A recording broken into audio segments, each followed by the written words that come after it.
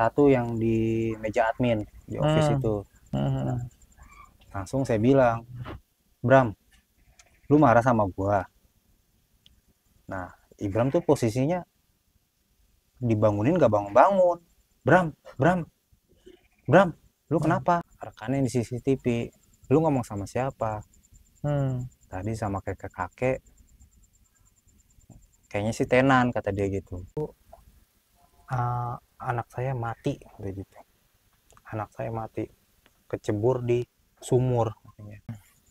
Assalamualaikum warahmatullahi wabarakatuh. Balik lagi bareng gue Aiki di podcast Misteri Keluarga Si Gompal. Jadi untuk episode kali ini kita kedatangan salah satu narasumber. Narasumber tersebut merupakan rekan dari tim kita, rekan kita juga, dan narasumber tersebut akan bercerita tentang pengalaman horor atau pengalaman mistis yang pernah dialaminya selama di area kerja. Oke, kita langsung panggil saja. Silahkan. Malam. Selamat malam. Sehat? Sehat. Oke, jadi kesibukan hari ini lagi apa nih? Ya, lagi libur kerja. Tadi sih pagi biasa ada sampingan dari bos lama, suruh kerja serabutan. Oke, maaf, perkenalan dulu dah, biar lebih enak gitu. Perkenalan namanya siapa gitu. Ya, nama saya Tovan Budi Harjo.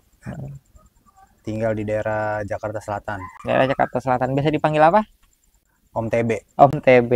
Jadi di samping gue udah ada Om TB. Beliau akan bercerita tentang pengalaman mistis di area kerja. Betul. Itu kerjanya sebagai apa sih kalau boleh tahu? Kerja saya sih housekeeping.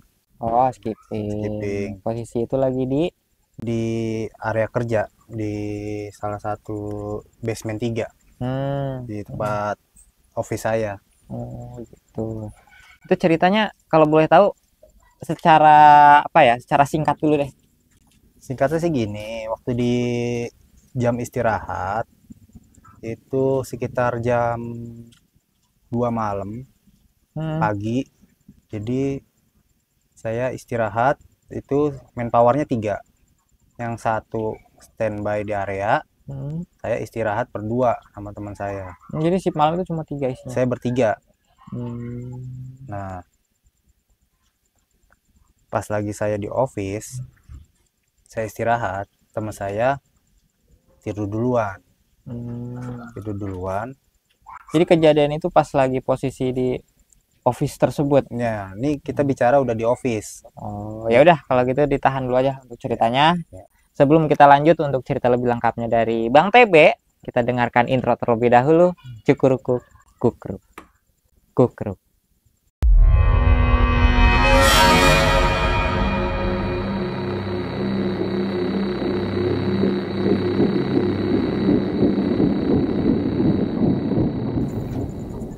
Saya dah Bang, ngapain Bang?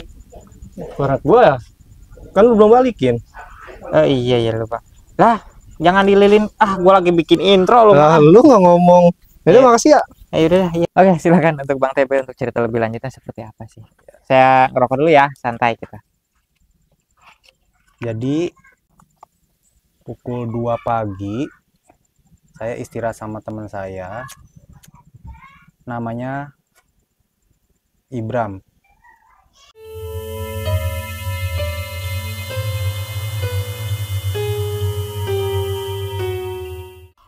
Jadi pas lagi kejadian itu teman saya tidur duluan karena ngeluh capek, dia istirahat duluan sekitar jam 2. Jadi shift malam itu istirahatnya jam 2 jam 3 lewat dari jam 12. Iya, karena kalau masuknya jam berapa sih? Jam 10 sampai jam 6.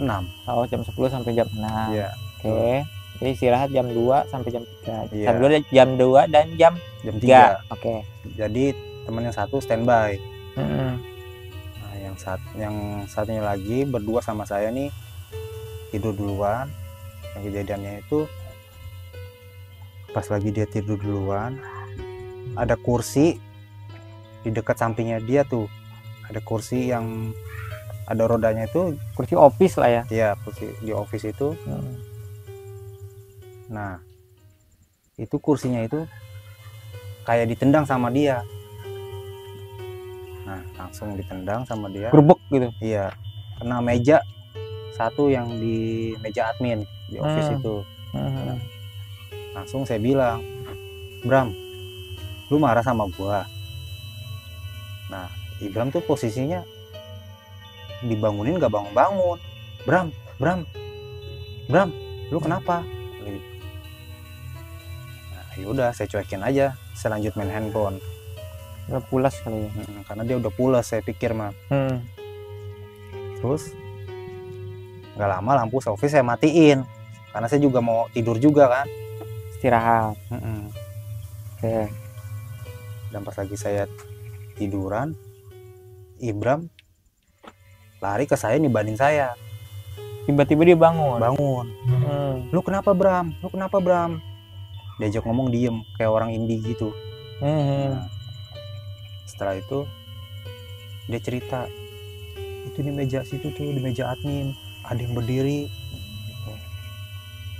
Siapa yang berdiri? Cewek gitu. Posisi gelap. Gelap. Kenapa sih lampu lu matiin gitu. Coba nyalain. Pas dinyalain sama saya nggak ada apa-apa. Jadi posisi itu kan dia posisinya kan tidur lah ya, pulas ya. Pas posisi gerak kursi pun dia gak kebangun berarti. Nggak bangun. Tapi kok bisa dia tiba-tiba kebangun dan lihat hal itu, dia cerita gak sebelum dia kebangun nih dia dengar apa atau dapat apa gitu? Kayaknya sih dia udah setengah sadar kayaknya dia kayak emang dari awal lagi kerja kayak dibuntutin gitu, kayak ada yang nempel di dia, kayaknya ada yang ngikut. Kalau boleh tahu nih ya, untuk area tersebut itu emang pernah apa orang-orang di situ sering mengalami hal? Nah, security udah pernah sih. Ini CCTV-nya juga ada sama security. Saya juga ada lihat videonya, namanya Pak Yogi. Pak Yogi itu kelihatan di CCTV dia mengarahin orang ke sesuatu tempat. Nah, di record CCTV itu dia nggak ada orang, dia ngomong sendiri. Posisi di basement atau di basement 3? Basement 3 juga. Basement 3 juga. Terus nah, setelah itu ditanya sama rekannya di CCTV, lu ngomong sama siapa? Tadi sama kakek, kayaknya sih tenan, kata dia gitu. Penghuni ya? Iya, penghuni. Kok tapi di CCTV nggak ada? Waduh. Terus dia kemana? Dia sih mintanya ke lantai atas 29. Minta ke lantai 29. Ke lantai 29. Diaksesin ke 29. Sempat diaksesin, naik lift. Sempat diaksesin. Cuman emang dia nggak sadar, kan aturan kerja di sana kan kalau tamu itu kan harus tukar KTP, izin ke lobby dulu, baru dia bisa naik sama security lobby, nggak sembarangan security basement. Oke. Terus semenjak itu, setelah kejadian itu nggak lama, 2 hari kemudian itu Pak Yoginya sakit. Sambat. Kayaknya sih shock lah. Iya, kayaknya sih dia dari kejadian itu dia kayak apa ya, kayak down deh, trauma juga sih dia. Ya. Terus dia hilang, pikirannya udah ngeblank, kayaknya udah saking shocknya mungkin kejadian tersebut mungkin. Tapi kalau setahu gue ya mungkin kalau shift malam security biasanya ada yang keliling basement emang. Biasanya ada yang patroli lah untuk nyisir-nyisir area tersebut. Dan posisi Pak Yogi itu di situ mungkin plottingannya ya. Iya, emang dia standby di situ. Kan ada yang patroli dari lantai 2 sampai 29 tuh ada. Dan di basement juga ada, basement 1, basement 2, basement 3, basement 4. Nah, kejadiannya di Pak Yogi yang kena basement 3. Emang daerah situ kan ada makam keluarga juga dulunya emang. Zaman dulunya lah. Iya, cerita rakyatnya sih gitu. Cerita zaman dulunya ada tersebut. Mungkin kan makanya gua pernah cerita sama Daus sama Bang Daus gitu kan, sama pernah beberapa bintang tamu di sini. Kalau di Jakarta itu ya kita nggak tahu tempat awalnya seperti apa. Iya. Ya. Kalau orang dulu biasanya kalau di daerah Jakarta mau ngebangun sesuatu bangunan itu pasti dikasih satu tempat khusus buat tuh makhluk goib itu Ditempatin. Contoh kayak rumah sakit yang udah kita kenal sih, kayak Bangsal 13 tuh khusus untuk dia. Bangsal 13 tuh kamar kosong emang khusus buat dia. Jadi dia ada tempat lah yang buat dia nggak keganggu. Jadi di area itu emang nggak ada. Di area itu nggak ada lokasi ada. khusus, Nggak makanya ada. dia menyebar mungkin. Iya. Jadi, Oke. Terus untuk si Ibram sendiri nih, dia cerita apa nih besoknya kan? Ini kan cerita malam nih, pas lagi istirahat. Kan otomatis kan abis istirahat kerja lagi dong. Iya, iya. Nah besoknya pas pagi, ada cerita lagi gak? Dia pas paginya nggak cerita apa-apa, malah dia bilang nggak ada apa-apa, kerja normal biasa aja.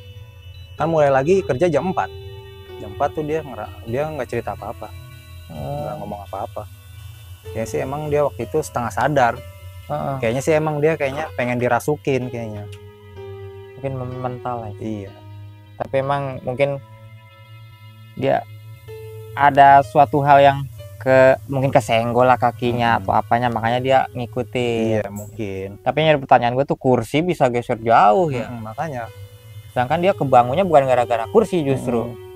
Malah kata dia juga bukan jaraknya dia sama kursi itu kan jauh. 2 meter tuh ada.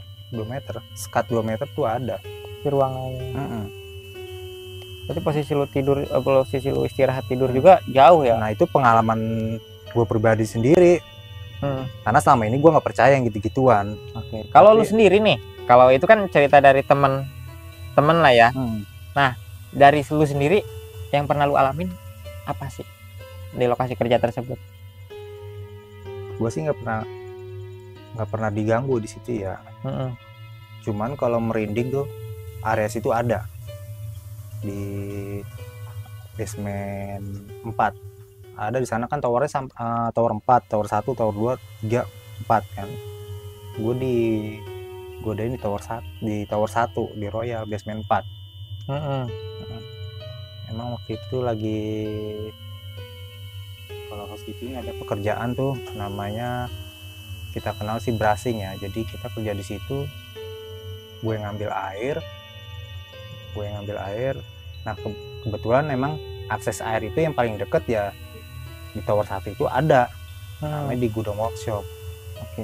Nah itu kayak gue sih ngiranya mah itu suara juga bukan suara kayak kuntilanak ya, tapi itu kayak ada yang cekikikan sih. Emang ada di dalam gudang workshop itu. Ada yang ketawa. Ada. Kayak ada aktivitas. Tapi gue sih karena nggak percaya gituan. Dan ternyata gue setelah gue ngeliat Ibram kayak begitu, gue jadi percaya ada yang kayak gitu-gituan. Cuman balik lagi ke kita, di dunia ini kan cuma ada jin, nggak ada setan. Jadi jin itu menyerupai setan. Oke. Tapi gini loh, maksudnya kayak misalkan lu sendiri kan, kalau lu ngerasain bisa lah ya. Kalau gue pribadi kan kalau ngerasain nggak terlalu peka lah ya untuk hal kayak gitu, kecuali kalau emang energinya gede banget kayak kesurupan segala macem gitu kan. Pas kejadian lu ngambil air terus dengar cekikikan itu, otomatis merinding dong. Iya. Lari gak? Nggak lari sih, diem aja, cuman dalam keadaan merinding. Nah itu gue nggak cerita sama temen gue nggak cerita. Partner kerja di lokasi tersebut. Karena kalau dia juga kan orangnya penakut. Kalau gue kasih tahu dia, pasti kerjaannya minta diselesain, nggak bakal kita lanjut. Tapi karena kita profesional kerja, tetap gue sendiri pengen lanjutin. Kalau gue kasih tahu dia, mungkin kerjaannya minta di stop. Menjaga biar gak panikan lah ya. Iya betul. Tapi selain si Ibram dan lu sendiri, ada gak sih teman rekan atau teman setim yang pernah mengalami hal tersebut juga? Yang gue baru lihat sih baru si Ibram doang, Lihat Ibram itu. kalau Dan dengar jelas, kalau itu jelas. Karena lu juga ngerasain apa, ngedenger kursi gerak juga dong. Iya, karena kan office itu lampunya gue matiin, dan kursi itu kayak ditendang. Bener-bener kena. Emang ditendang, bukannya ketendang, emang ditendang. Tapi ternyata bukan sama si Ibram yang nendang. Kalau suara-suara nggak ada. Kalau suara yang di gudang workshop itu saya ngerasain, emang auranya juga kayaknya panas. Tapi di tempat saya kerja itu emang hawanya tenang, sejuk. Karena kan ada beberapa driver yang standby di situ yang nungguin di kontak tenan, dia nggak tidur. Ada, jadi di tower 2 lah. Kita kerjanya nggak jauh dari tower 1. Driver kan sering standby di situ. Iya. Lu pernah ada ngobrol-ngobrol gak sama driver? Driver banyak cerita. Cerita tentang tapi dia kalau cerita itu dia keseringan di toilet ada yang ngeflash. Ternyata emang di situ nggak ada yang ngeflash. Oh, ada suara air gitu ya? Ada suara ngeflash. Gimana itu ceritanya di basement 4 juga, nggak jauh dari lot parkirnya dia parkir di situ. Jadi si driver itu sekitaran jam 4:30 dia mau sholat subuh. Ini ceritanya dia. Jam 4 mau subuh itu dia mandi karena kan driver kan ada yang standby di situ kan. Nggak pulang lah istilahnya, dia tidur di sana. Dia mau mandi, terus toiletnya kan kubikalnya cuma ada 2 nih, ada 2. Nah, dia mandi di kubikal yang satunya, dan itu ada yang ngeflash. Pas lagi dia keluar selesai mandi, itu ditungguin nggak ada orang. Posisi pintunya ketutup. Nah, karena kan pintu itu kan, pintu kubikal itu kan, kalau ditutup rapet, kalau kita agak dorong pelan, itu kayak kekunci. Benar. Kan? Sebenarnya emang nggak kekunci, cuman emang karena ada orang kali. Ternyata ditungguin nyampe dia panasin mobil, sampai dia jam 5 di situ nggak ada orang. Itu cerita dia ke gue ya. Dan itu yang gue rasain di situ. Kalau ada cerita ada makhluk halus di situ, itu yang paling serem itu di tower 1 sama yang di office kita tower 4. Itu emang hawanya beda. Iya, auranya beda. Itu merinding pokoknya deh dari tempat itu. Tapi kan kalau gitu kan sip-sipan ya kerja ya, kalau shipping itu kan. Betul. Posisinya kan lu lagi jaga si malam dong. Terus lagi jaga sip malam. Nah, sebelum lu juga pernah ada dong yang jaga sip malam. Iya. Apa mereka juga pernah merasakan? Waktu itu ada, gue sebutin aja namanya ya. Namanya, tapi sih dia udah resign. Tapi gue pernah sesip sama dia waktu kita ngerjain lift service tower 3. Ini tower 3. Waktu itu kejadian di basement 4. Emang sih kalau di apartemen itu emang orang yang ngerasain hal-hal kayak gitu pasti di tower 4, di basement 4, kalau enggak di basement 3. Itu waktu bawah itu, iya, namanya Hari Hidayat. Nah, dipanggilin si Dayat.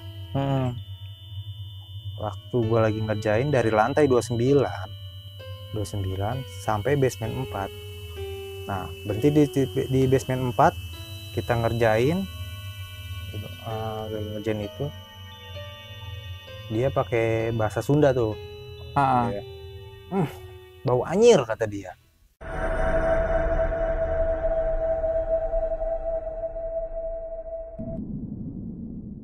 Kalau anyir itu apaan mang artinya mang?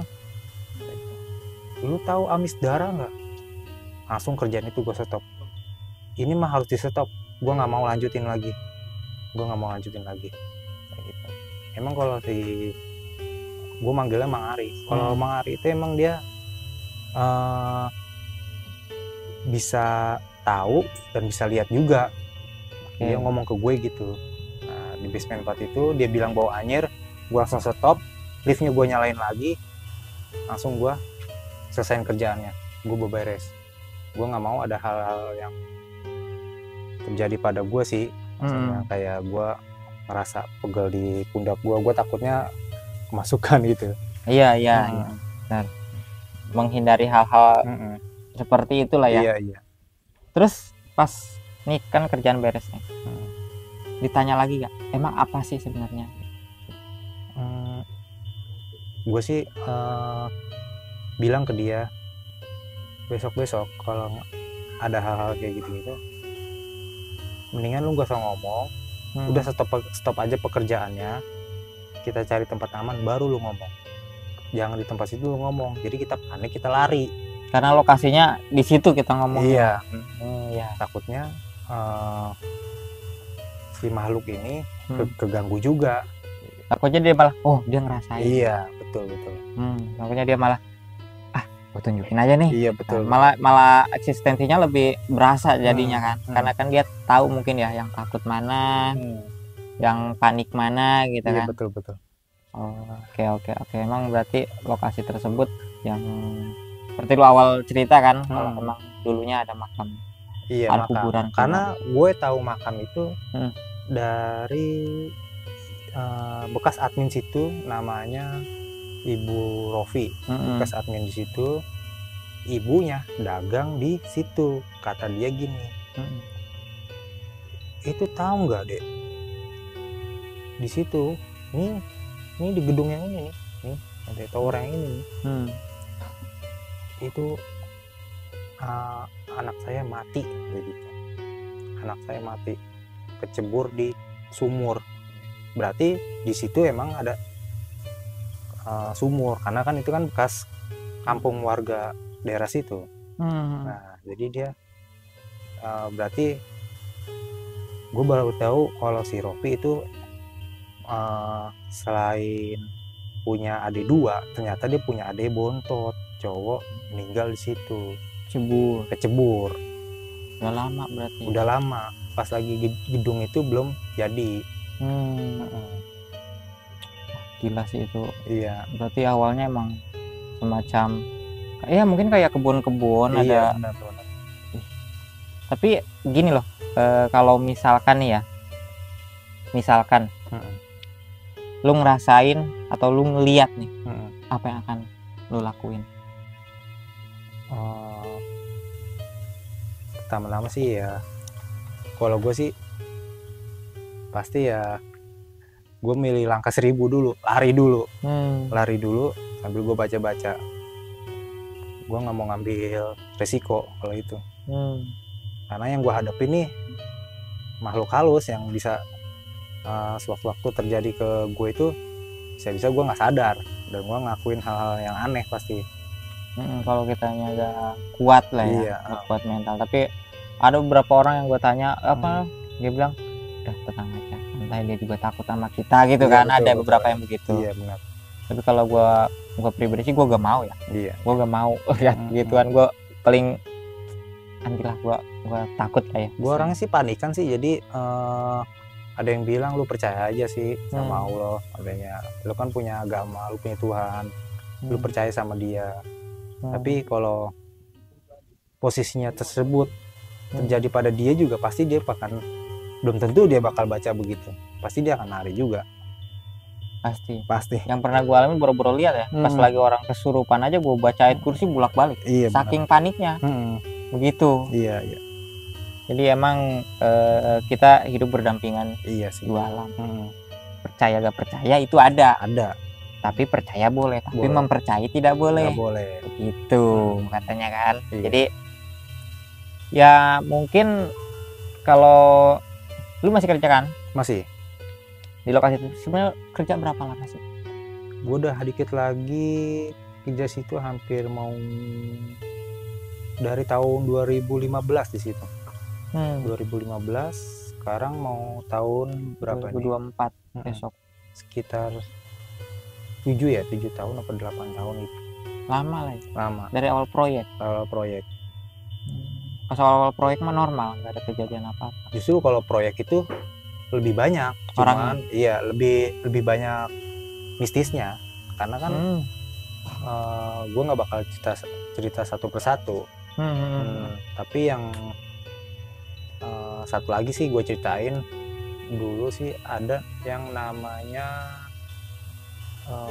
orang BM namanya Ibu Levi. Ya. Singkatnya gini, dia itu orang paling terakhir kerja di situ. Jadi di shiftnya dia pulangnya agak telat. Oke. Ada pekerjaan Shift terakhir. Iya, shift Oke. terakhir. Dia mejanya dia di basement 2 di ruangannya itu. Jadi ini gedung ini, apartemen ini belum ready ceritanya. Oke. Tapi building manajemennya udah berjalan di situ, Berjalan, udah oke. berjalan. Gini si Bu Levi ini dari basement 2 ke basement 1 itu naik tangga. Nah, di building manajemen itu kan basement 1, basement 2. Nah, jadi Bu Levi ini di basement 2. Bu Levi itu naik ke tangga pas banget azan maghrib. Azan maghrib dia naik, security nggak sengaja lewat basement 1, ada yang teriak minta tolong. Ternyata Bu Levi lagi ditarik-tarik, kayak orang ketarik, padahal nggak ada orangnya. Bagus dilihat sama security. Nah, setelah itu habis ditolong security, dia jadi kesurupan. Kesurupan itu benar. Itu posisi saya waktu itu masih masuk siang. Nah, kebetulan saya dapat kabar tuh waktu itu HT masih gabung ke semua tuh, ke semua jalur, engineering, housekeeping, security, sama BM. Kontak-kontak lah, ini Bu Levi ini kesurupan kayak gitu. Nah, langsung kita tolong dong, dan lagi kesurupan. Itu emang agak lama sih, sekitaran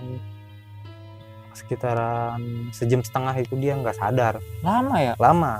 Dipanggil orang sepuh situlah, sepuh Orang situ, bisa, orang yang pernah tinggal di gedung itu waktu belum jadi, masih perumahan, kampung. Sepuh situ sama Pak Haji.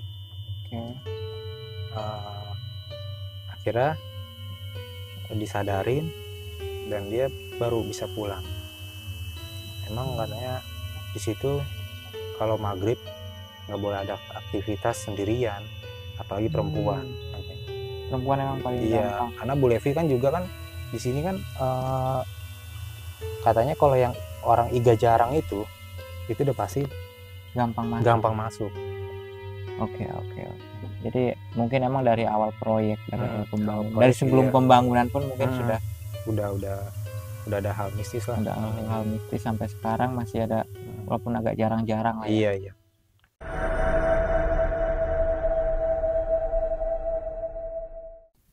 Buat teman-teman semua yang mau beli kaos atau custom kaos sesuai desain kalian masing-masing, kalian bisa bebas kasih foto, bisa kalian bebas kasih gambar, tulisan segala macam, kalian langsung aja cek di Instagramnya kinetic_store_23.